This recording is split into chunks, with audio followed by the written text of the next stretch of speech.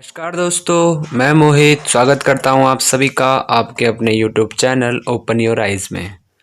दोस्तों, आज मैं आप सभी को टेंस के संबंध में संक्षिप्त जानकारी आपके बीच रखूंगा।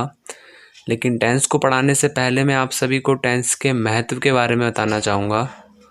दोस्तों, यदि आप इंग्लिश ग्रामर सीखना चाहते हैं और आप इंग्लिश स्पीकिंग सीखना चाहते हैं तो आप सभी के लिए टेंस सीखना बहुत ही महत्वपूर्ण है। तो इसलिए आप मेरी इस वीडियो को ज़रूर देखें। तो आइए साथियों, वीडियो स्टार्ट करते हैं। दोस्तों, जो टेंस का हिंदी अर्थ होता है वो होता है काल। काल का मतलब होता है समय। हम इसे एक डेफिनेशन के माध्यम से समझने की कोशिश करते हैं। यहाँ मैंने लिख रखा है कि क्रिया के जिस रूप से कार्य करने या होने के समय का पता चले उसे ही टेंस कहते हैं। सपोज़ एक वाक्य है, उस वाक्य में क्रिया हो रही है, ठीक, तो उस क्रिया के विभिन्न रूप होते हैं। तो उन रूपों के माध्यम से आपको ये पता चलता है कि क्रिया का समय क्या है, क्रिया कब हो रही है, उसे ही हम टेंस कहते हैं। तो आगे बढ़ते हैं। टेंस के प्रकार।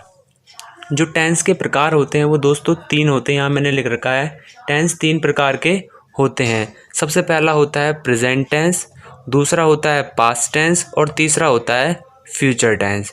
ठीक, प्रेजेंट टेंस को हम हिंदी में बोलते हैं वर्तमान काल, पास्ट टेंस को हम हिंदी में बोलते हैं भूतकाल और फ्यूचर टेंस को हम हिंदी में बोलते हैं भविष्यकाल। अब हम इसका मतलब जानने की कोशिश करते हैं कि वर्तमान काल क्या होता है, भूतकाल क्या होता है और भविष्यकाल क्या होता है। वर्तमान काल का मतलब होता है दोस्तों जो अभी हो रहा है, जो समय अभी चल रहा है उसे बोलते हैं हम वर्तमान काल। भूतकाल का मतलब होता है जो समय बीत चुका है उसे हम बोलते हैं भूतकाल।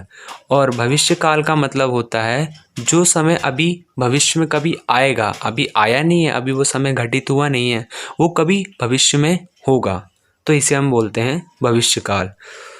इसी कॉन्सेप्ट को और अच्छे से समझने के लिए मैं आपको एक उदाहरण देता हूँ। दोस्तों, जैसे आप इस समय मेरी वीडियो को देख रहे हैं तो आपका ये क्या है, वर्तमान काल है, अर्थात प्रेजेंट टेंस के अंतर्गत ये आएगा। सपोज़ आपने मेरी कोई वीडियो पहले कभी देखी होगी तो वो आपका आएगा भूतकाल। भूतकाल मतलब पास्ट टेंस के अंतर्गत।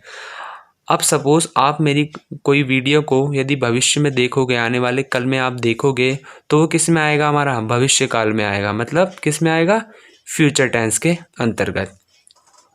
यहाँ मैंने कुछ लिख रखा है दोस्तों। यहाँ मैंने लिखा है जब एक ही काल में अलग अलग क्रियाएं होती हैं तो इस आधार पर प्रत्येक काल के 4 उप प्रकार होते हैं।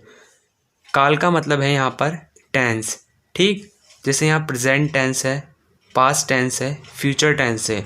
तो इन तीनों टेंसों के भी सब टाइप्स होते हैं, उप प्रकार होते हैं दोस्तों। वो उप प्रकार क्या होते हैं, आइए देखते हैं।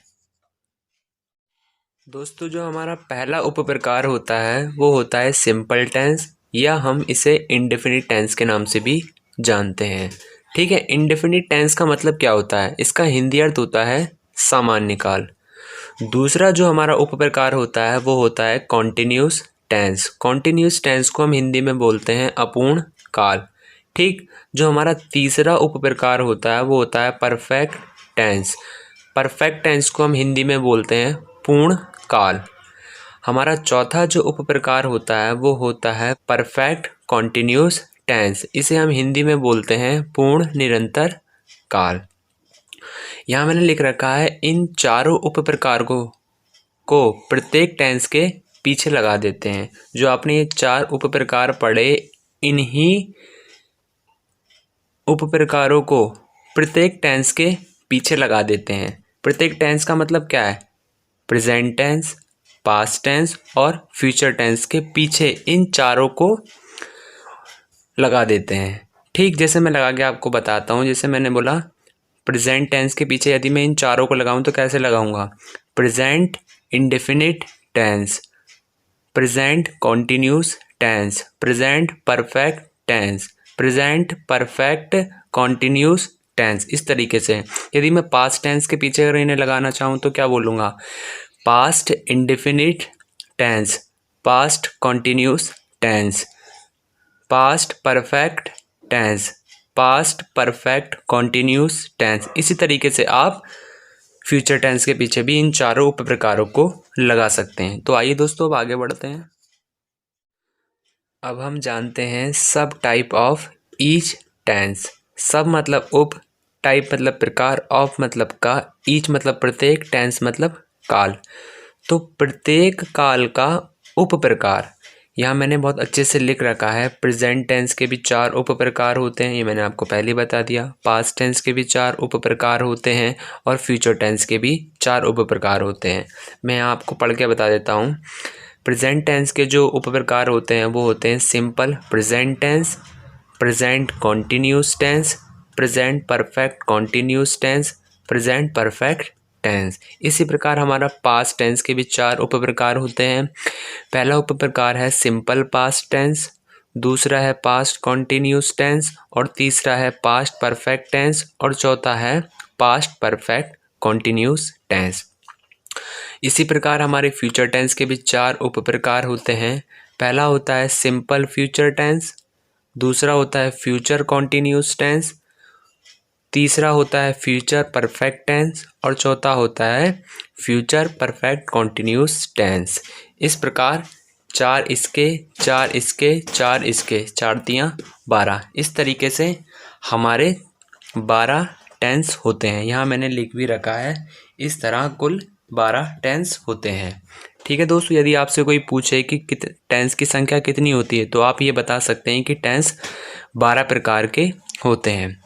तो इस तरीके से दोस्तों आज की हमारी ये वीडियो यहीं समाप्त होती है। यदि आपको ये वीडियो अच्छी लगी हो तो इसे लाइक करें, शेयर करें और हाँ, कमेंट बॉक्स में अपनी टिप्पणी अवश्य करें। धन्यवाद।